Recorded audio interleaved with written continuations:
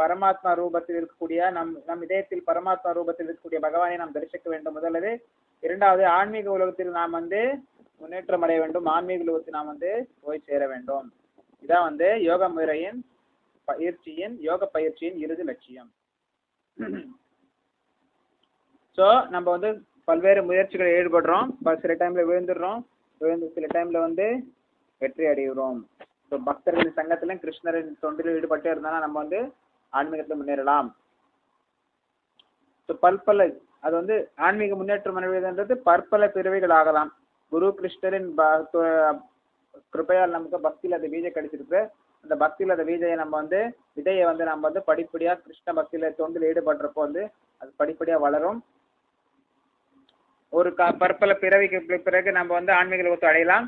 அல்லது பகவான் கிருஷ்ணனின் அருள் இருந்தால் இப்பிறவிலும் நாம் வந்து ஆன்மீக லோகத்தை அடையலாம். சாதனா சித்தர்கள் இருக்கார்கள், கிருபா சித்தா என்று இருக்கிறார். பிறகு வந்து நம்ம நல்ல சாதனை செய்தோம்னா மார்னிங் மங்களாரத்தி, ஜப்பம், அப்புறம் வந்து குரு பூஜா, அப்புறம் வந்து நம்ம சேவைகள் எல்லாம் நம்ம கரெக்டாக செய்தோம்னா நம்ம வந்து சாதனை மூலமா நம்ம செய்த சாதனைகள் மூலமா சாதனாக்கள் மூலமா நம்ம வந்து ஆன்மீக லோகத்தை அடையலாம். ஒன்றாவது. இரண்டாவது, பகவானின் கருணை, காரணமற்ற கருணை மூலமாகவும் நாம் வந்து ஆன்மீக லோகத்தை அடையலாம். ஸோ நல்லறம் கொண்ட செல்வம் மிகுந்த அல்லது புனிதமான குடும்பத்தில் பிறப்பவன் யோக பயிற்சியை மேற்கொள்வதற்கு தனக்குள்ள சாதகமான சூழ்நிலை உணர்கிறான். ஏற்கனவே நம்ம பார்த்த மாதிரி வீழ்ச்சி அடைந்த ஆத்மாக்கள் சிறிது காலம் பக்தி யோகம், சிறிது காலம் யோக முறையை பயின்று வீழ்ச்சி அடைந்தவர்கள் நல்ல ஆத்மாக்கள் வாழும் உலகத்துல போய் அங்க அனுபவிச்ச பிறகு மறுபடியும் சுச்சினாம் ஸ்ரீமதாம் கேஹே, அதாவது நல்ல சிறந்த தூய்மையா இருக்கக்கூடிய பிராமணர்கள் குடும்பத்தை பிறப்பார், அல்லது சிறந்த வியாபாரிகள் செல்வந்தர்களாக இருக்கக்கூடிய வியாபாரிகள் குடும்பத்தை பிறப்பார். ஸோ யோக முயற்சி சிறிது காலம் பயிற்சி செய்து வீழ்ச்சி அடைந்தவர். இரண்டாவது பார்த்தீங்கன்னா யோக முறை நீண்ட காலம் பயிற்சி செய்து வீழ்ச்சி அடைந்தவர் வந்து மிகப்பெரிய வைஷ்ணவர் குடும்பத்துல பிறப்பார், அல்லது ஆச்சாரியர்கள் கோஸ்வாமிகள் போன்ற சிறந்த வைஷ்ணவர் குடும்பத்துல பிறப்பார். அப்புறம் வந்து அவருக்கு வந்து அந்த மாதிரி குடும்பத்தை பிறக்கிறதுக்கு நல்ல சிறந்த வாய்ப்பு கிடைச்சதுனால வந்து மேலும் யோகத்துல மேலும் முன்னேற்றம் அடைகிறார். அவர் வந்து தனது யோக முறையை மேலும் பயிற்சி செய்கிறார்.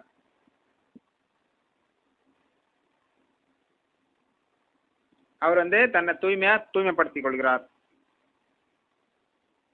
இறுதியில் எப்போது அவன் எல்லா களங்கத்திலிருந்து விடுபடுகிறானோ அப்போது அவன் பரமகதியை கிருஷ்ண உணர்வை அடைகிறான்.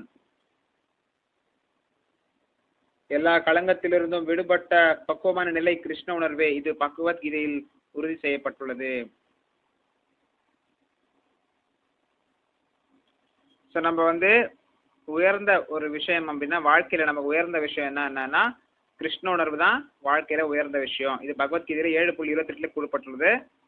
பற்பல ஜென்மங்கள் புண்ணியம் ஏஷாம் துவந்த்வகதம் பாபம் ஜனானாம் புண்ணிய கர்மணாம் தே துவந்த்வ மோக நிர்முக்தா பஜந்தே மாம் திருடவ்ரதாக.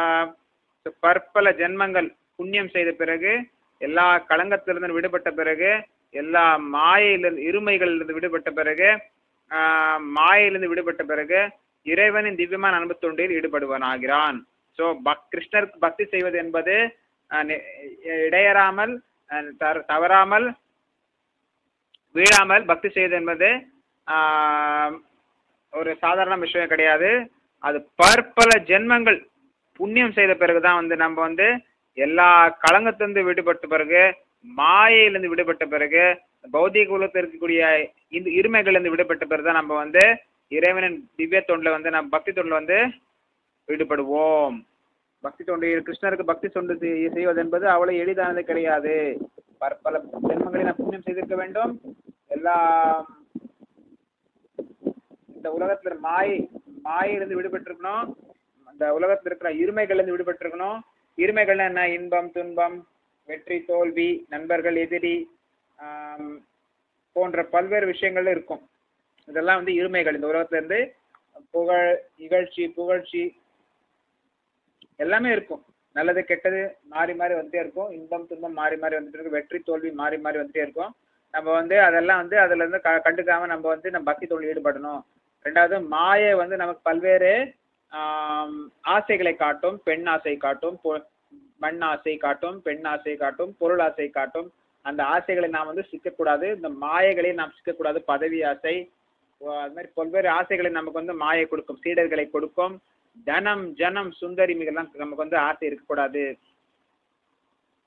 எல்லா வந்து இந்த மாதிரி மாயிலிருந்து நம்ம இருக்கக்கூடாது. மாயின் பிடியிலிருந்து நம்ம வெளிவந்திருக்க வேண்டும். இப்படிப்பட்டது பார்த்தீங்கன்னா பகவான் கிருஷ்ண தொண்டில் ஈடுபட முடியும்.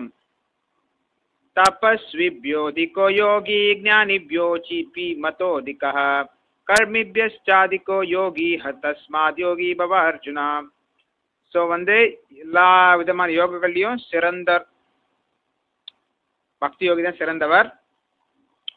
தவம் புரிபவர்கள் இருக்காங்க, ஞானிகள் இருக்காங்க, மற்றும் கர்மிகள் இருக்காங்க, பலனை எதிர்பார்த்து செயல்படும் கர்மிகள் இருக்காங்க. போன்ற எல்லா யோக முறைகளிலும் எல்லா யோகிகளையும் சிறந்த யோகி வந்து பக்தி யோகி தான் சிறந்தவன். தவம் புரிபவர்கள் சில பேர் வந்து தவம் செய்கிறார்கள், சில பேர் வந்து ஞானிகள் இருக்காங்க, சில பேர் வந்து கர்மிகள் இருக்காங்க. எல்லாத்துலேயும் பார்த்தீங்கன்னா யோகி தான் சிறந்தவன். கிருஷ்ண பக்தியிலே தொண்டில் ஈடுபடும் பக்தி யோகி தான் சிறந்தவன். எனவே அர்ஜுனா, எல்லா சூழ்நிலையிலும் நீ யோகியாக இருப்பாயாக என்றார் கிருஷ்ணர் சொல்றார். பொருளுரை, யோகத்தை பற்றி பேசும்போது நாம் நமது உணர்வினை பரமபுருஷ சத்தியத்துடன் உணைப்பதை பற்றி குறிப்பிடுகின்றோம். யோகம் என்ன? கனெக்ஷன், ஒரு லிங்க்அப். இந்த யோகம் தான் நமக்கு வந்து கிருஷ்ண பக்தி யோகம் தான் நமக்கு வந்து நமக்கு நல்ல இன்பத்தை கொடுக்கும், நமக்கு வந்து நல்ல நிலையை உயர்த்தும், நல்ல நிலையை நம்ம வைக்கும். பக்தி யோகத்துல தான் நம்ம வந்து ஆன்மீக உலகத்து போக முடியும். பக்தி யோகம் செய்தால் தான் நம்ம வந்து இந்த உலகத்துலையும் இன்பமா இருக்க முடியும், அடுத்த உலகத்தையும் இன்பமா இருக்க முடியும். பக்தி யோகம் கிருஷ்ணரின் தொடர்பில் இருந்தால் தான் நம்ம வந்து நாம் ஆத்மாக்கள் வந்து தூய ஆத்மாக்களாக இருக்க முடியும். கிருஷ்ணரின் தொண்டில் ஈடுபடாமல் கிருஷ்ணரின்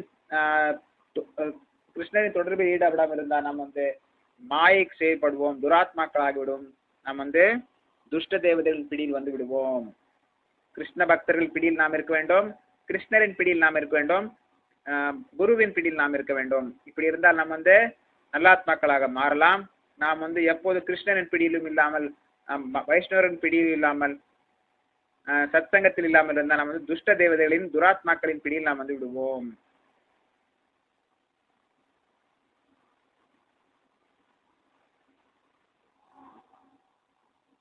இணைப்பதற்கான வழிமுறை அதன் குறிப்பிட்ட பயிற்சியை பொறுத்து பல்வேறு பயிற்சியாளர்களால் வெவ்வேறு விதமாக பெயரிடப்பட்டுள்ளது. இந்த இணைப்பு முறை பல நோக்கு செயல்களால் நிறைந்திருக்கும் போது கர்மயோகம் எனப்படுகிறது. ஸோ நம்ம வந்து கர்மிகள் என்ன, ஒரு விஷயத்தை செய்யறாங்க, அதுக்கு வர பலனை வந்து அவங்க எதிர்பார்க்குறாங்க. இப்போ ஒரு ஏதோ ஒன்று பிஸ்னஸ் போடுறாங்கன்னா, பிஸ்னஸ்ல போட்டாங்கன்னா பணம் வரணும், லாபம் வரணும்னு பார்க்குறாங்க. அது வந்து கர்மிகள். அவங்க வந்து இதுக்கு கோயிலுக்கு தானம் கொடுத்தா கூட ஏதோ நல்லது நடக்கும்னு நினைக்கிறாங்க, அல்லது ஏதோ பிஸ்னஸ்ல இன்வெஸ்ட்மெண்ட் மாதிரி நினைக்கிறாங்க. கர்மிகள், கர்மயோகம் பலன் நோக்கி செயல்படுபவர்கள். பெயர் புகழுக்காக வேலை செய்யற பெயர் புகழுக்காக யோகத்தை செய்பவர்களும் பெயர் புகழுக்காக பக்தி செய்பவர்களும் இருக்காங்க. சில பேர் வந்து பெயர் புகழுக்காக தானம் செய்பவர்களும் இருக்காங்க. இவங்கெல்லாம் கர்மிகள். ஒரு விதமான கர்ம காண்டம். சில விஷயத்தை செஞ்சா சில சொர்க்கத்துக்கு போகலாம், சில விஷயத்தை செஞ்சா நமக்கு பதவி கிடைக்கும், சில விஷயத்தை செஞ்சா நம்ம சில யாகத்தை செஞ்சா நமக்கு வந்து சில நல்ல பணம் பொருள் பிஸ்னஸ் இம்ப்ரூவ் ஆகும், பௌதிகமான பிரச்சனைகள் போகும், நோய் தீரும், குழந்தை பெருக்கும் போன்ற பல்வேறு விஷயங்கள் இருக்கு. இதெல்லாமே ஒரு கர்ம காண்ட செயல்கள். திருமணம், குழந்தை பெறுவது, தொழில் ஆரம்பிப்பது, தொழில் லாபம், தொழில் நஷ்டம், இதெல்லாம் வந்து கர்ம காண்டம் செயல்கள். பௌதிகமான வெற்றி தோல்வி, பௌதிகமான பலன்கள். சில பேர் கர்மிகள் இருக்காங்க, சில பேர் ஞானங்களும் இருக்காங்க. ஞானம்னா என்ன? கிருஷ்ணர் தான் எல்லாம், கிருஷ்ணர் தான் எல்லாம் அப்படின்ற ஒரு ஞானம் வருது சில பேருக்கு வந்து. ஆனால் கிருஷ்ணர் ஞானம் இருக்கு, பட் அவங்க வந்து தொண்டு செய்யறதில்ல, எந்த பக்தி தொண்டு செய்யறதில்ல. அவங்க வந்து ஞான தளத்திலே இருக்காங்க. அவங்க வந்து ஒரு விதமான யோகிகள். ஆனால் வந்து பக்தர்கள் வந்து ப்ராக்டிக்கலாக கிருஷ்ணர் தொண்டு செய்கிறாங்க. இவங்க தான் வந்து சிறந்தவர்கள். பக்தி என்பது எந்த எதிர்பார்ப்பும் இல்லாமல் செய்வது, கடமைக்காக செய்வது பக்தி யோகம். கிருஷ்ணரின் திருப்திக்காக செய்வது பக்தி யோகம். எல்லா யோகங்களின் இறுதி பக்குவ நிலை பக்தி யோகம் எனப்படும் கிருஷ்ண உணர்வே. பல்வேறு யோக முறைகள் இருக்கு. எல்லா யோக முறைகளும் சிறந்த யோக முறை கிருஷ்ண உணர்வு தான், பக்தி யோகம் தான். எல்லா யோகத்தின் பக்குவ நிலையும் வந்து பகவான் கிருஷ்ணரோட தொடர்பு இருக்கிறது தான் வந்து யோகத்தின் பக்குவ நிலை. பகவான் கிருஷ்ணரை உணர்வது, பகவான் கிருஷ்ணரை தரிசிப்பது, பகவான் கிருஷ்ணர் லோகத்துக்கு போவதுதான் யோகத்தின் லட்சியம்.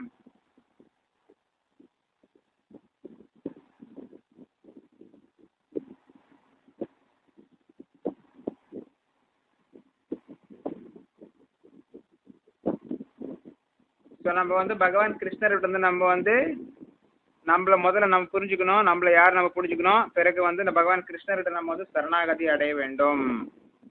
பகவான் கிருஷ்ணர்கிட்ட சரணாகதி அடையாம நம்ம வந்து நமக்கு ஞானம் இருந்துச்சுன்னா அது வந்து பக்குவமற்ற ஞானம். பகவான் கிருஷ்ணர் சரணாகதி அடைஞ்ச பிறகு நமக்கு கிடைக்கிற ஞானம் வந்து பக்குவமுடைய ஞானம். பகவான் கிருஷ்ணர் சரணடையாம இருக்கிற ஞானம் வந்து பக்குவமற்ற ஞானம். ஸோ கிருஷ்ணர் உணர்வற்ற பலநோக்கு செயல் வெறும் கால விரயமே. கிருஷ்ணருக்கு தொண்டாற்றாம, கிருஷ்ண உணர்வுல செயலாற்றாம நம்ம செய்யக்கூடிய எந்த செயல்களும் பார்த்தீங்கன்னா பலன் நோக்கி செய்யற செயல் எல்லாம் பார்த்தீங்கன்னா அவளுக்கு கால விரயம் தான்.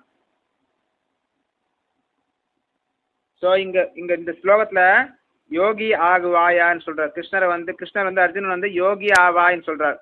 அந்த யோக முறை என்ன, எந்த யோக முறைன்னா பக்தி யோகம் தான். இது வந்து அடுத்த ஸ்லோகத்துல இன்னும் தெளிவா வந்து கிருஷ்ணர் சொல்றார். யோகினாம் அப்பி சர்வேஷாம் மத்கதேனாந்தராத்மனாம் ஸ்ரத்தாவான் பஜதே யோ மாம் சமே யுக்த தமோ மதஹ. மேலும் எல்லா யோகிகளுக்கு மத்தியில் எவன் ஒருவன் பெரும் நம்பிக்கையுடன் எப்போதும் என்னில் நிலைத்து தன்னுள் என்னை எண்ணி எனக்கு திவ்யமான அன்பு தொண்டு புரிகின்றானோ அவனே யோகத்தில் என்னுடன் மிகவும் நெருங்கியவனும் எல்லாரையும் விட உயர்ந்தவனுமாவான். இதுவே எனது அபிப்பிராயம்.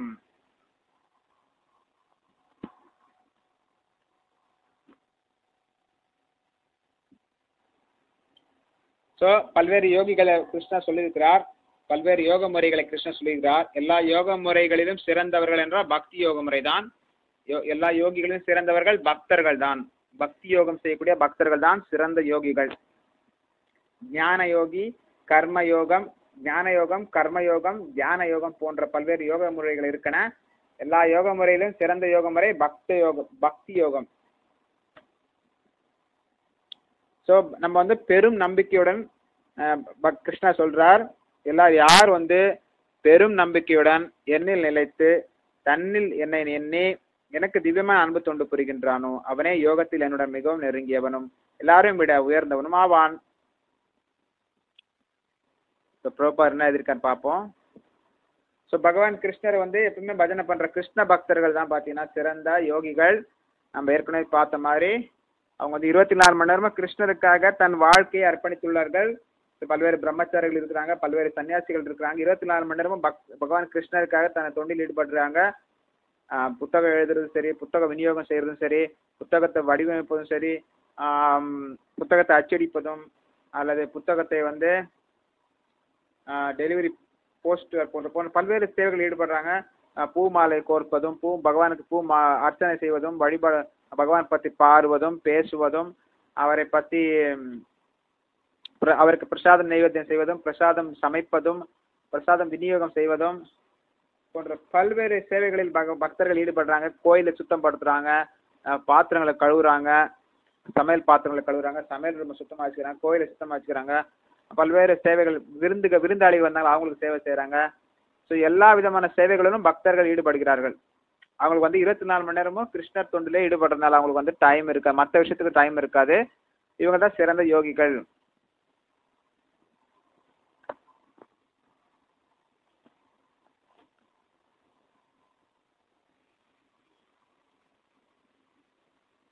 நம்ம பல்வேறு நபர்களை நம்ம வந்து இப்போ கிருஷ்ணா சொல்லியிருக்கிறார், நீங்க யாரை வழிபடுறீங்களோ அந்த லோகத்தை தான் நீங்க போறீங்கன்னு கிருஷ்ணா சொல்லிக்கிறார். யாந்தி தேவ விரதா தேவான் பித்ருன் யாந்தி பித்ரு விரதா பூதானி யாந்தி பூதேஜ மத்யாஜினோ யாந்தி மாமபி.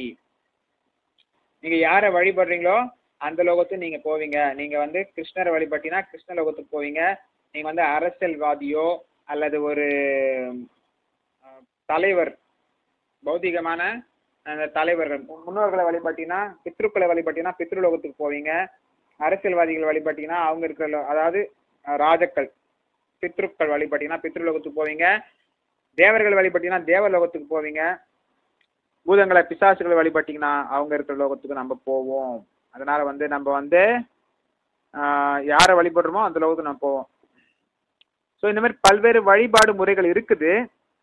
ஆனால் கிருஷ்ணருக்கு செய்யக்கூடிய இந்த தொண்டு வந்து உயர்ந்தது, மற்றவங்களுக்கு செய்யக்கூடிய தொண்டு போல கிடையாது இது. சில பேருக்கு தகுந்த நபருக்கு வந்து நம்ம வந்து மதிப்பையும் மரியாதையும் கொடுக்குறோம், அது ஒரு. ஆனால் வந்து நம்ம அன்பா வந்து நம்பிக்கையா வந்து கிருஷ்ணருக்கு தொண்டு செய்யறது வந்து கிருஷ்ணருக்கு மாத்திரம்தான். முழுமுதற் கடவுள்னா புருஷோத்தமரான முழுமுதற் கடவுளுக்கு தான் வந்து நம்ம வந்து அன்பாவும் நம்பிக்கையாவும் தொண்டு செய்கிறோம். இதுதான் உயர்ந்தது. இதுதான் வந்து பகவான் கிருஷ்ணர் தான் இது செய்ய முடியும், வேறு யாருக்கும் இது செய்ய முடியாது. யாரை வேணா நீங்கள் வந்து வழிபடலாம், அவங்களுக்கு மதிப்பு மரியாதை கொடுக்கலாம். ஆனால் வந்து கிருஷ்ணருக்கு தான் வந்து நம்ம அன்பா வந்து நம்பிக்கையாக வந்து தொண்டு செய்கிறோம், தொண்டு செய்ய வேண்டும். அவருக்கு தான் இது போய் சேரும். ஒருவன் மதிப்புமிக்க மனிதனையோ தேவரையோ வழிபடாமல் இருக்க முடியும். சில பேர் வந்தீங்கன்னா வீட்டுக்கு வர்றாருன்னா நம்ம விருந்தாளி நல்லபடியாக வந்து உபசரிக்கிறோம், அது கூட ஒரு மதிப்பு கொடுக்குறோம், மரியாதை கொடுக்குறோம். அது ஒரு விதமான வழிபாட்டு முறை தான். அதிதி தேவோ பவா, அதிதிகளை வந்து நம்ம தேவர்களை போல நம்ம வந்து நினைச்சு அவர்களை தொண்டு செய்யணும், அது ஒரு விஷயம். குருவுக்கு தொண்டு செய்யறது கூட சிறந்தது. மதிப்பு மிக்க மனிதர்களுக்கு வந்து நம்ம சில டைம்ல வந்து மரியாதை கொடுக்கலாம், கொடுக்காமையும் இருக்கலாம். சில ரோட்ல போறோம்னா வயசானவர் ஒருத்தர் வர்றாருன்னா நம்ம வந்து சில பேர் டைம்ல மதிக்கிறோம், சில டைம்ல மதிக்காம போயிடுறோம். இப்பெல்லாம் வண்டியில போறாங்க, சில பேர் மதிக்கிறதே இல்லை, அப்படியே போறாங்க. சில பேர் வண்டியை நிறுத்திட்டு பேசுவாங்க, சில பேர் வந்து எதுவும் கண்டுக்காம போயிட்டே இருப்பாங்க. ஸோ நம்ம வந்து சில டைம்ல மதிப்பு மிக்க மனிதனையோ தேவரையோ வழிபடாமல் இருக்க முடியும். நம்ம வந்து ரோட்ல போறோம், நிறைய கோயில் இருக்கு, நம்ம தேவதைகள் கோயில் இருக்கு, நம்ம வந்து வழிபடாம போறோம் சில டைம்ல. அதே கிருஷ்ணரை வழிபடுறோம், அப்போ வந்து மற்ற தேவதைகளை நம்ம வழிபடுறது இல்லை. சில டைம்ல சில பேர் வந்து தேவர்களையும் வழிபடுறது இல்லை, யாரையும் வந்து மதிக்கிறது இல்லை, அவங்களும் இருக்காங்க. அப்படி பார்த்தீங்கன்னா அவங்கள பண்பற்றவன் என்று நம்ம கூப்பிடலாம். ஆனால் வந்து முழுமுதற் கடவுளுக்கு தொண்டு புரிவதை எவரும் தவிர்க்க முடியாது. நம்ம வந்து கிருஷ்ணருக்கு தொண்டு செய்யறது வந்து நம்ம தவிர்க்க முடியாது. யார் வேணும், சில பேருக்கு தொண்டு செய்யலாம், சில பேர் தொண்டு செய்யாமல் இருக்கலாம், சில பேர் வழிபடலாம், சில பேர் வழிபடாமல் இருக்கலாம், சில பேர் மதிப்பு மரியாதை கொடுக்கலாம், சில பேர் கொடுக்காம இருக்கலாம். ஆனால் கிருஷ்ணருக்கு வந்து நம்ம வந்து தொண்டு செய்யறத வந்து நம்ம தவிர்க்க முடியாது.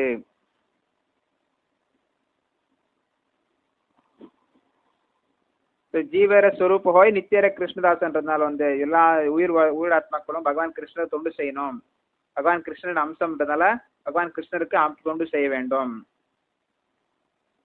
அவங்க ஸ்வரூப நிலையே பகவான் கிருஷ்ணருக்கு தொண்டாற்றுறது, அவங்க வந்து கடமைப்பட்டவர்கள். இப்படி வந்து பகவான் கிருஷ்ணர் தொண்டாற்றவில்லை என்றால் மாயைக்கு இந்த ஆத்மாக்கள் தொண்டு செய்யும். இது வந்து பாகவத்துல 11ஆம் காண்டத்தில் சொல்லப்பட்டது. யயேஷாம் புருஷம் சாக்ஷாத் ஆத்ம பிரபவம் ஈஸ்வரம் ந பஜந்தி அவஜானந்தி ஸ்தானாத் பிரஷ்டாஹ பதந்த்யதஹ.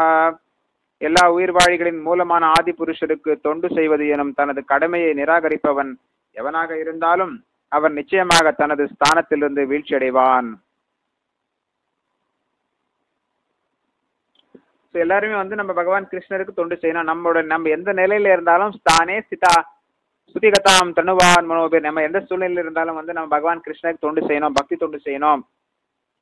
இந்த தொண்டு செய்யாம நம்ம இருந்தோம்னா நம்ம வந்து அந்த ஸ்தானத்துல இருந்து வீழ்ச்சி அடைகிறோம். ஸோ நம்ம வந்து கிருஷ்ணருக்கு எப்பவுமே தொண்டு செய்யணும், கிருஷ்ண பக்தர்கள் சங்கத்திலே இருக்கணும்.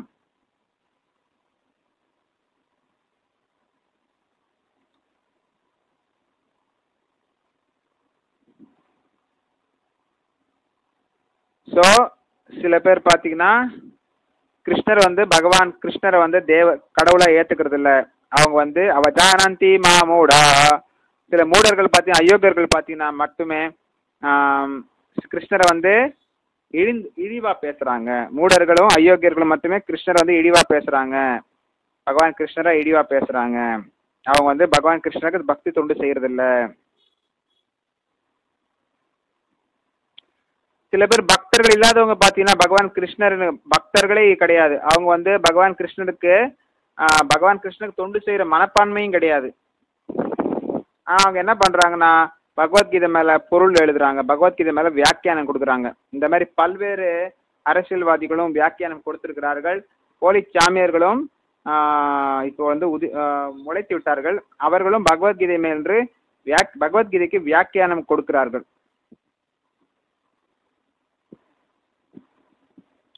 எல்லா யோக பயிற்சிகளும் பக்தி யோகத்தின் நிறைவு பெறுகின்றன.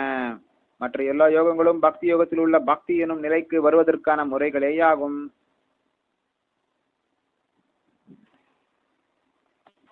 எல்லா யோக பயிற்சியிலும் பார்த்தீங்கன்னா பக்தி யோகம் தான். எல்லா யோக பயிற்சிகளும் பார்த்தீங்கன்னா பக்தி யோகத்தில் தான் நிறைவு பெறுகிறது.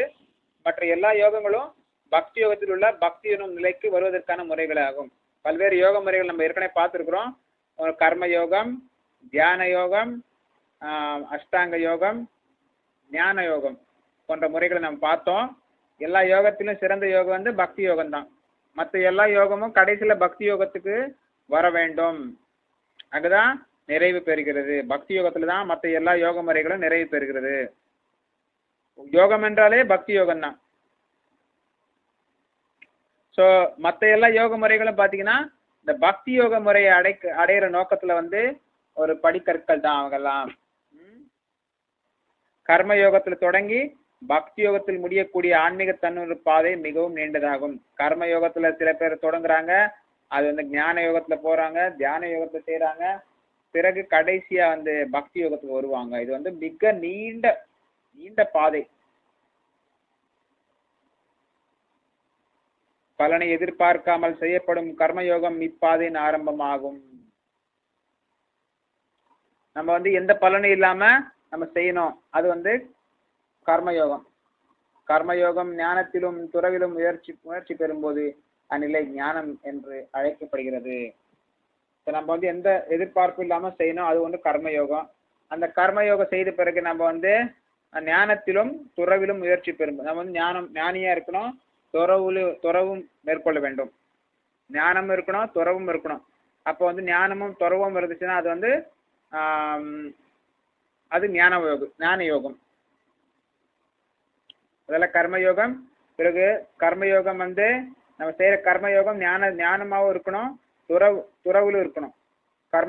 கர்மயோகம் வந்து ஞானத்திலும் துறவிலும் முயற்சி பெறும்போது அந்நிலை ஞான யோகம் என்று அழைக்கப்படுகிறது. ஞான யோகம் பல்வேறு உடல்நிலை முறைகளால் பரமாத்மா மீதான தியானத்தில் முயற்சி பெற்று மனம் அவரில் நிலை பெறும்போது அந்நிலை அஷ்டாங்க யோகம் தாண்டி பரமபுருஷ பகவானின் கிருஷ்ணரை அடைகின்றானோ அந்த இறுதி நிலை பக்தி யோகம் என்று அழைக்கின்றது.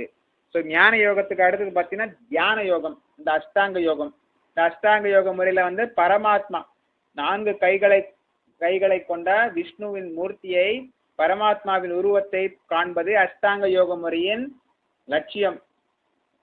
இந்த யோக முறையில வந்து நம்ம படிப்படியாக வளர்ந்து பகவான் கிருஷ்ணரின் பரமாத்மாவை நாம் வந்து தரிசனம் செய்கிறோம். இது வந்து அஷ்டாங்க யோக முறையின் பயிற்சியின் இறுதி லட்சியம். அதுக்கப்புறம் பார்த்தீங்கன்னா அஷ்டாங்க யோக முறையை பயிற்சி செய்த பிறகு பகவான் கிருஷ்ணரை நம்ம வந்து உணர வேண்டும். பகவான் கிருஷ்ணருக்கு உணர்ந்து அவருக்கு தொண்டு செய்ய வேண்டும், அவரின் லோகத்திற்கு நாம் செல்ல வேண்டும். இதுதான் வந்து பக்தி யோகத்தின் இறுதி லட்சியம், யோகத்தின் இறுதி லட்சியம். அந்த பக்தி யோகத்தின் பேர் வந்து அந்த இறுதி நிலை பக்தி யோகம் என்று அழைக்கப்படுகிறது. உண்மையில் பக்தி யோகமே இறுதி குறிக்கோள். எல்லா யோகத்திலும் குறிக்கோள் வந்து பக்தி யோகம் தான் இறுதியான குறிக்கோள்.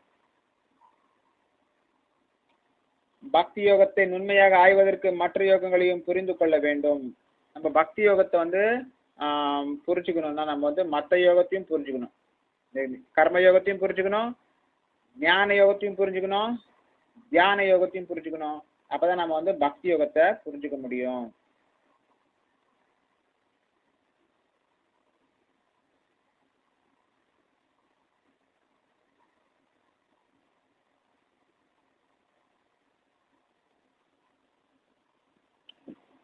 ஸோ பக்தர்கள் வந்து மிகவும் அதிர்ஷ்டம் வாய்ந்தவர்கள். பக்தி யோக நிலைக்கு வருவது வந்து அது வந்து அவ்வளோ எளிதான காரியம் கிடையாது.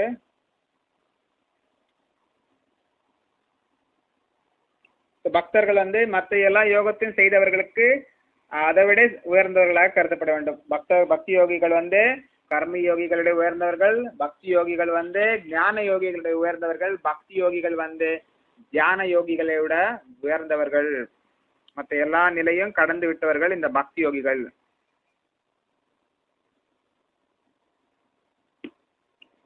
ஸோ நாம் வந்து இமயமலைன்னு சொன்னா எல்லா மலையோட உயர்ந்த மலைன்ற இமயமலையை நம்ம நினைக்கிறோம். அதே மாதிரி தான் வந்து இருக்கிறதுல உயர்ந்த சிகரம்னா எவரெஸ்ட் சிகரம் நான் சொல்றோம். அதே மாதிரி இருக்கிறதுல சேர்ந்த யோக முறைன்னா பக்தி யோகம் தான்.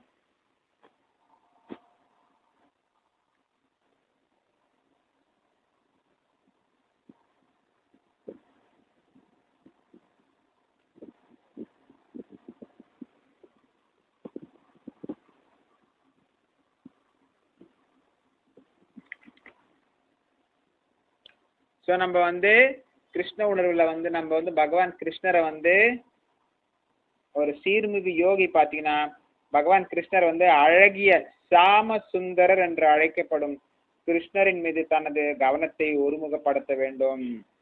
அவர் தனது அழகிய மேகவர்ண திருமணியுடன் சூரியனை போன்று பிரகாசிக்கும் தாமரை முகத்துடனும் ஆபரணங்களுடனும் பிரகாசிக்கும் உடைகளுடனும் பூமாலைகளால் அலங்கரிக்கப்பட்டும் காட்சியளிக்கின்றார்.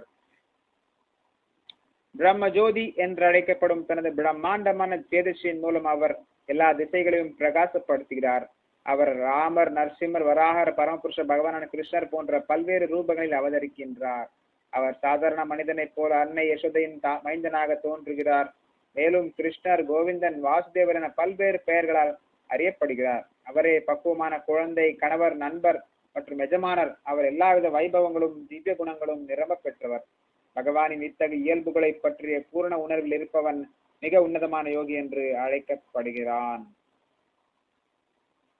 எல்லாமே பகவத்கீதையில வந்து ஏற்கனவே நம்ம பார்த்த மாதிரி பகவான் கிருஷ்ணரை நம்ம உணர்ந்து விட்ட பிறகு பகவான் கிருஷ்ணர் நம்ம 5 விதமான தொண்டு செய்ய வேண்டும். 5 விதமான உறவு முறைகளை கொள்ள வேண்டும்.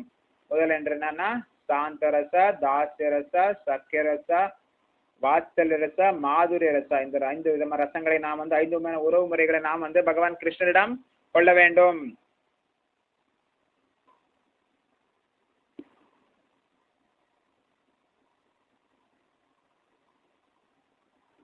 பகவான் கிருஷ்ணர் வந்து பல்வேறு விதமா அவதரிக்கிறார்.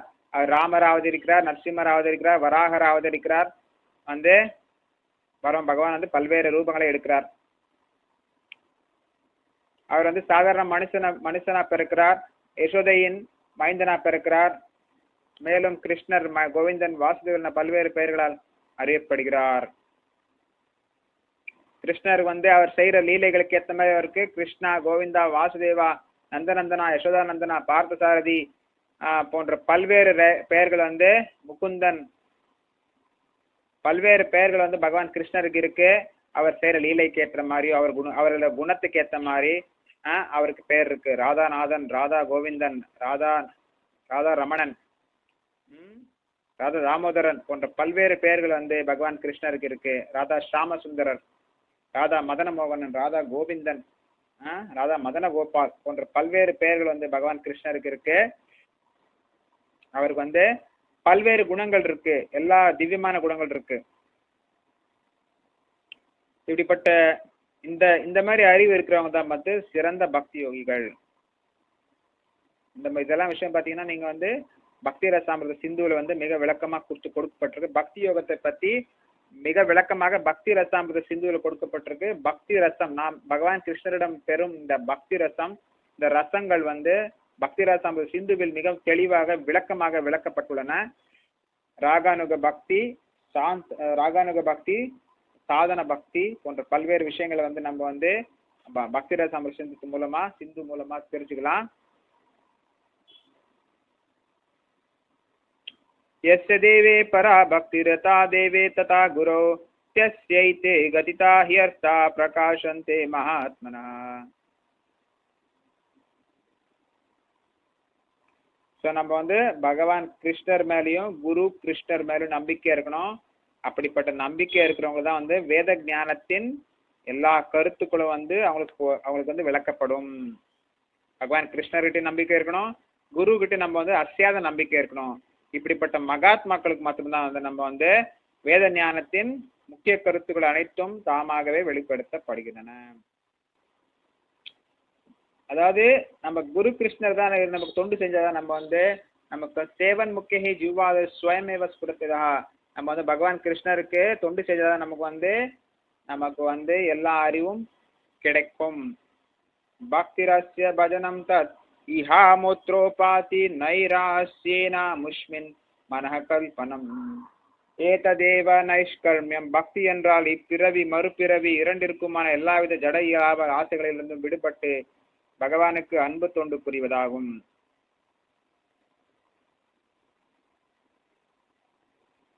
அத்தகைய ஆசைகள் ஏதுமின்றி மனதை முழுமையாக பரமபுருஷ பகவானிடம் அர்ப்பணிக்க வேண்டும். இதுவே நைஷ்கர்மியம் என்பதன் நோக்கமாகும்.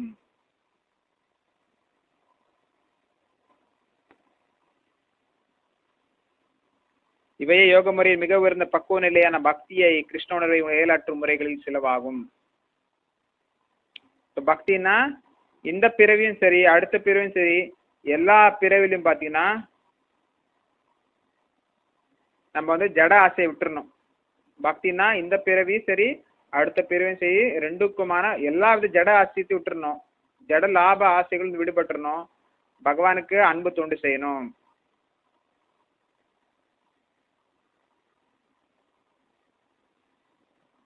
இன்னைக்கு நம்ம பகவத்கீதை 6ஆம் அத்தியாயத்தை முடிச்சிட்டோம்.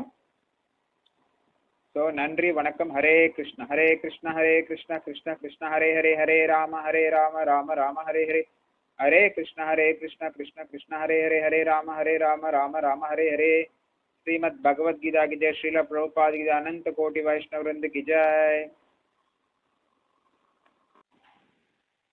பற்பல ஜென்மங்கள் புண்ணியம் செய்த பின் எல்லா களங்கங்களிலிருந்தும் மாயையின் எல்லா இருமைகளிலிருந்தும் முழுமையாக விடுபட்டவன் இறைவனின் திவ்யமான அன்பு தொண்டில் ஈடுபடுபவன் ஆகிறான்.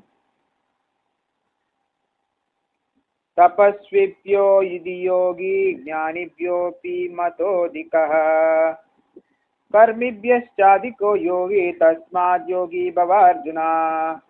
மொழிபெயர்ப்பு பொருளரச பக்திவேதாந்த சுவாமி ஸ்ரீல பிரபுபாத் கி ஜெய். தவம் புரிபவன் ஞானி மற்றும் பலனை எதிர்பார்த்து செயல்படுபவனை காட்டிலும் யோகி சிறந்தவனாவான். எனவே அர்ஜுனா, எல்லா சூழ்நிலைகளிலும் யோகியாக இருப்பாயாக. யோகத்தை பற்றி பேசும்போது நாம் நமது உணர்வினை பரம பூரண சத்தியத்துடன் நினைப்பதை பற்றி குறிப்பிடுகின்றோம். இணைப்பதற்கான வழிமுறை அதன் குறிப்பிட்ட பயிற்சியை பொறுத்து பல்வேறு பயிற்சியாளர்களால் வெவ்வேறு விதமாக பெயரிடப்பட்டுள்ளது. இந்த இணைப்பு முறை பல நோக்கு செயல்களால் நிறைந்திருக்கும் போது கர்மயோகம் எனப்படுகிறது. ஞானத்தால் நிறைந்திருக்கும் போது ஞான யோகம் எனப்படுகிறது.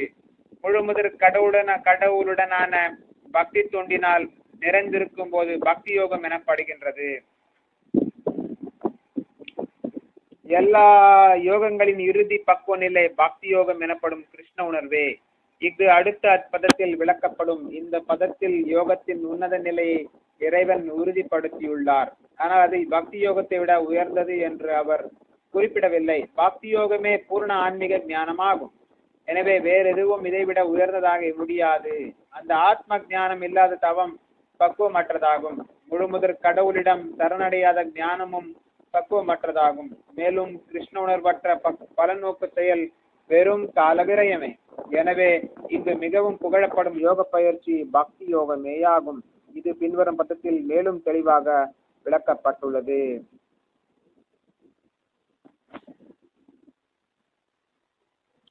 யோகினாம் அப்பி சர்வேஷா மத்கதேனாந்தராத்மனா ஸ்ரத்தவான் பஜதே யோ மாம் சமே யுக்த தமோ மதஹ. மொழிபெயர்ப்பு பொருளரே அத்த பக்திவேதாந்த சுவாமி ஸ்ரீல பிரபுபாத் கி ஜெய். மேலும் எல்லா யோகிகளுக்கு மத்தியில் எவனொருவன் பெரும் நம்பிக்கையுடன் எப்போதும் என்னில் நிலைத்து தன்னுள் என்னை எண்ணி எனக்கு திவ்யமான அன்பு தொண்டு புரிகின்றானோ அவனே யோகத்தில் என்னுடன் மிகவும் நெருங்கியவனும் எல்லாரையும் விட உயர்ந்தவனும் ஆவான். இதுவே எனது அபிப்பிராயம்.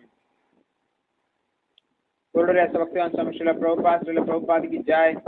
பொருளரே பஜத்தை எனும் சொல் இங்கு மிகவும் முக்கியமானதாகும். பஜத்தை என்னும் சொல் பஜ் என்ற வினைச்சொல்லிலிருந்து வருவது. இவ்வினைச்சொல் சேவை என்னும் பொருளில் உபயோகிக்கப்படுவதாகும். வழிபடுதல் எனும் தமிழ் சொல் பஜ் எனும் பொருளில் உபயோகப்படுத்த முடியாததாகும். வழிபடுதல் என்றால் தகுந்த நபருக்கு மதிப்பும் மரியாதையும் அளித்து வணங்குவது என்று பொருள். ஆனால் அன்புடனும் நம்பிக்கையுடனும் தொண்டு புரிவது என்பது புருஷோத்தமனான முழுமுதற் கடவுளுக்கு மட்டுமே உரியதாகும். ஒருவன் மதிப்புமிக்க மனிதனையோ தேவரையோ வழிபடாமல் இருக்க முடியும். அவனை பண்பற்றவன் என்று அழைக்கலாம். ஆனால் முழுமுதற் கடவுளுக்கு தொண்டு புரிவதை எவரும் தவிர்க்க முடியாது.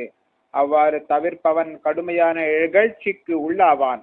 ஒவ்வொரு உயிர் வாழியும் பரமபுருஷ பகவானின் அம்சம் என்பதால் அவர்கள் ஒவ்வொருவரும் தங்களது சொரூப நிலையில் முழுமுதற் கடவுளுக்கு தொண்டாற்ற கடமைப்பட்டவர்கள். இவ்வாறு செய்ய தவறுபவன் வீழ்ச்சி அடைகிறான். பாகவதம் 11.5.3 இதனை பின்வருமாறு உறுதிப்படுத்துகின்றது. ஏஷாம் புருஷம் சாக்ஷாத் ஆத்ம பிரபவம் ஈஸ்வரம் ந பஜந்த யவஜானந்தி ஸ்தானாத் பிரஷ்டா பதந்த்யதஹ. ஏஷாம் புருஷம் சாக்ஷாத் ஆத்ம பிரபவம் ஈஸ்வரம் ந பஜந்த் யவஜானந்தி ஸ்தானாத் பிரஷ்டாஹ பதந்த்யதஹ. எல்லா உயிர் வாழிகளின் மூலமான ஆதி புருஷருக்கு தொண்டு செய்வது எனும் தனது கடமையை நிராகரிப்பவன் எவனாக இருந்தாலும் அவன் நிச்சயமாக தனது ஸ்தானத்திலிருந்து வீழ்ச்சி அடைவான். இந்த பதத்திலும் பஜந்தி எனும் சொல் உபயோகிக்கப்பட்டுள்ளது. எனவே பஜந்தி எனும் சொல் பரமபுருஷ பகவானுக்கு மட்டுமே பொருந்துவதாகும். ஆனால் வழிபடுதல் எனும் சொல்லை தேவர்களுக்கோ சாதாரண ஓர் உயிர் வாழிக்கோ கூட உபயோகிக்கலாம். ஸ்ரீமத் பாகவதத்தின் இப்பதத்தில் உபயோகிக்கப்பட்டுள்ள அவஜானந்தி எனும் சொல் பகவத்கீதையிலும் காணப்படுகின்றது. அவஜானந்தி மா மூடாக. மூடர்களும் அயோக்கியர்களும் மட்டுமே புருஷோத்தமரான முழுமுதற் கடவுள் ஸ்ரீகிருஷ்ணரை இழிந்துரைக்கின்றனர். பகவானுக்கு தொண்டு செய்யும் மனப்பான்மை இல்லாத இத்தகு மூடர்கள் பகவத்கீதைக்கு வியாக்கியானம் எழுத தொடங்கி விடுகின்றனர். இதன் காரணத்தால் பஜந்தி எனும் சொல்லுக்கும் வழிபடுதல் எனும் சொல்லுக்கும் உள்ள வேறுபாட்டை அவர்களால் முறையாக காண முடிவதில்லை.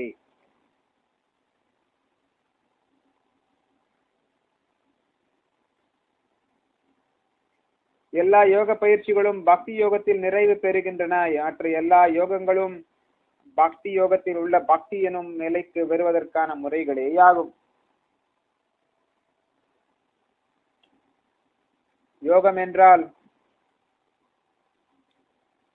என்றால் உண்மையில் பக்தி யோகம்தான். மற்ற யோகங்கள் அனைத்தும் பக்தி யோகம் எனும் இலக்கை நோக்கிய படிக்கற்களே. கர்மயோகத்தில் தொடங்கி பக்தி யோகத்தில் முடியக்கூடிய ஆன்மீக தன்னுணர்வு பாதை மிகவும் நீண்டதாகும். பலனை எதிர்பார்க்காமல் செய்யப்படும் கர்மயோகம் இப்பாதையின் ஆரம்பமாகும்.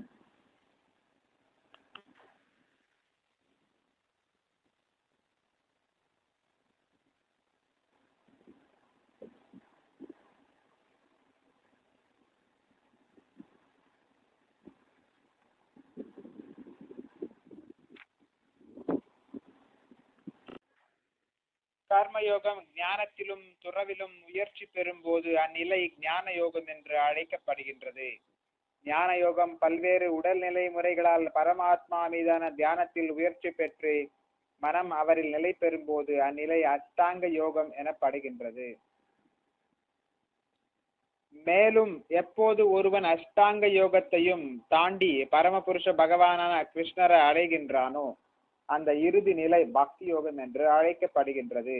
உண்மையில் பக்தி யோகமே இறுதி குறிக்கோளாகும். ஆனால் பக்தி யோகத்தை நுண்மையாக ஆய்வதற்கு மற்ற யோகங்களையும் புரிந்து கொள்ள வேண்டும். எனவே முன்னேற்ற பாதையில் உள்ள யோகி நித்தியமான நல்ல அதிர்ஷ்டமான பாதையில் உள்ளான். ஒரு குறிப்பிட்ட நிலையில் பற்றுக்கொண்டு அந்நிலையிலிருந்து முன்னேற்றம் அடையாமல் இருக்கும் யோகி அந்த குறிப்பிட்ட பெயரால் கர்மயோகி, ஞான யோகி அல்லது தியான யோகி, ராஜயோகி, ஹடயோகி போன்ற பல பெயர்களில் அழைக்கப்படுகின்றான். பக்தி யோக நிலைக்கு வரும் அளவிற்கு ஒருவன் அதிர்ஷ்டம் பெற்றிருந்தால் அவன் மற்ற யோகங்கள் அனைத்தையும் கடந்து விட்டவனாக அறியப்பட வேண்டும். எனவே கிருஷ்ண உணர்வே யோகத்தின் மிக உன்னத நிலையாகும். நாம் இமயமலை என்று குறிப்பிடும் போது உலகின் மிக உயர்ந்த மலையை குறிப்பிடுகிறோம். அதில் மிக உயர்ந்த சிகரமான எவரெஸ்ட் இறுதியாக கருதப்படுவது போல யோகங்களில் உயர்ந்தது பக்தி யோகம். பக்தி யோகத்தின் பாதையில் கிருஷ்ண உணர்விற்கு வருவதற்கு ஒருவன் மிகவும் நல்ல திருஷ்டம் செய்திருக்க வேண்டும். இந்த பக்தி யோகத்தின் மூலம் வேதங்களின் வழிகாட்டுதலின் அடிப்படையில் அவன் நன்றாக நிலை பெற்று வாழ முடியும். ஒரு சீர்மிகு யோகி சாமசுந்தரர் என்று அழைக்கப்படும் கிருஷ்ணரின் மீது தனது கவனத்தை ஒருமுகப்படுத்த வேண்டும். அவர் தனது அழகிய மேகவர்ண திருமேனியுடனும் சூரியனை போன்ற பிரகாசிக்கும் தாமரை முகத்துடனும் ஆபரணங்களுடனும் பிரகாசிக்கும் உடைகளுடனும் பூ மாலைகளால் அலங்கரிக்கப்பட்டும் காட்சியளிக்கின்றார். பிரம்மஜோதி என்று அழைக்கப்படும் தனது பிரம்மாண்டமான தேஜஸின் மூலம் அவர் எல்லா திசைகளையும் பிரகாசப்படுத்துகிறார். அவர் ராமர், நரசிம்மர், வராகர், பரமபுருஷ பகவானான கிருஷ்ணர் போன்ற பல்வேறு ரூபங்களில் அவதரிக்கின்றார். அவர் சாதாரண மனிதனைப் போல அன்னை யசோதையின் மைந்தனாக தோன்றுகிறார்.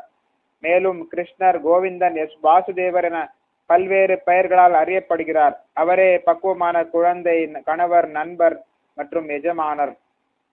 அவர் எல்லாவித வைபவங்களும் திவ்ய குணங்களும் நிரம்ப பெற்றவர். பகவானின் இத்தகைய இயல்புகளை பற்றிய பூரண உணர்வில் இருப்பவன் மிக உன்னதமான யோகி என்று அழைக்கப்படுகின்றான். யோகத்தின் இத்தகு உயர்ந்த பக்குவ நிலை பக்தி யோகத்தில் மட்டுமே அடையப்படக்கூடியது. இது எல்லா வேத இலக்கியங்களிலும் உறுதி செய்யப்பட்டுள்ளது. யஸ்ய தேவே பரா பக்திர்யதா தேவே ததா குரோ தஸ்யைதே கதிதா ஹ்யர்த்தாஹ பிரகாசந்தே மகாத்மனஹ. இறைவனிடமும் ஆன்மீக குருவிடமும் அசையாத நம்பிக்கையுடைய மகாத்மாக்களுக்கு மட்டுமே வேத ஞானத்தின் முக்கிய கருத்துக்கள் அனைத்தும் தாமாகவே வெளிப்படுத்தப்படுகின்றன. ஸ்வேதாஸ்வதர உபனிஷத் 6.23. பக்திரஸ்ய பஜனம் தத் இஹா முத்ரோபாதி நைராஸ்யேனாமுஷ்மின் மனக்கல்பனம். ஏதத் ஏவ நைஷ்கர்மியம். பக்தி என்றால் இப்பிறவி மறுபிறவி இரண்டிற்குமான எல்லாவித ஜட லாப ஆசைகளில் இருந்தும் விடுபட்டு பகவானுக்கு அன்பு தொண்டு புரிவதாகும். அத்தகு ஆசைகள் ஏதுமின்றி மனதை முழுமையாக பரமபுருஷ பகவானிடம் அர்ப்பணிக்க வேண்டும். இதுவே நைஷ்கர்மியா என்பதன் நோக்கமாகும். கோபால தாபனி உபனிஷத் 1.15. இவையே யோக முறையின் மிக உயர்ந்த பக்குவ நிலையான பக்தியை, கிருஷ்ண உணர்வை செயலாற்றும் முறைகளில் சிலவாகும். ஸ்ரீமத் பகவத்கீதையின் தியான யோகம் 6ஆம் அத்தியாயத்திற்கான பக்திவந்த பொருளுரைகள் இத்துடன் நிறைவடைகின்றன.